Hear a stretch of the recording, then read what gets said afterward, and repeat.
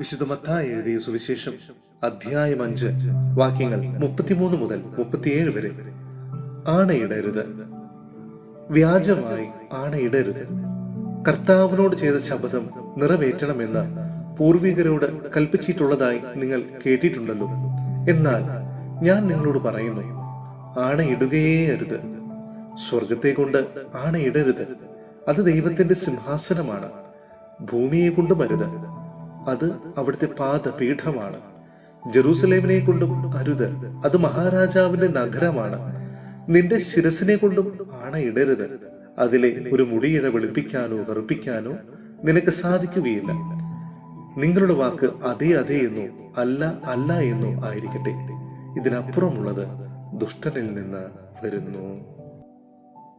സഹോദരരെ, വിശുദ്ധ പൗലോസ്ലീഹ റോമായിലെ സഭയ്ക്ക് എഴുതിയ ലേഖനം അധ്യായം 3 വാക്യങ്ങൾ 1 മുതൽ 8 വരെ. ദൈവത്തിന്റെ നീതിയും വിശ്വസ്തതയും.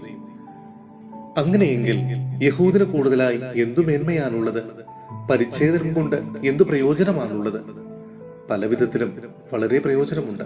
ഒന്നാമത്, ദൈവത്തിന്റെ അരുളപ്പാടുകൾ ഭരമേൽപ്പിച്ചത് യഹൂദരെയാണ്. അവരിൽ ചിലർ അവിശ്വസിച്ചെങ്കിലെന്ത്? അവരുടെ അവിശ്വസ്തത ദൈവത്തിന്റെ വിശ്വസ്തതയെ ഇല്ലാതാക്കുമോ? ഒരിക്കലുമില്ല.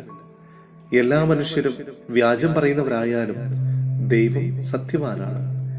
ഇങ്ങനെ എഴുതപ്പെട്ടിരിക്കുന്നു, അങ്ങയുടെ വാക്കുകളിൽ അങ്ങ് നീതിമാൻ എന്ന് തെളിയും. വിചാരണ ചെയ്യപ്പെടുമ്പോൾ അങ്ങ് വിജയിക്കും.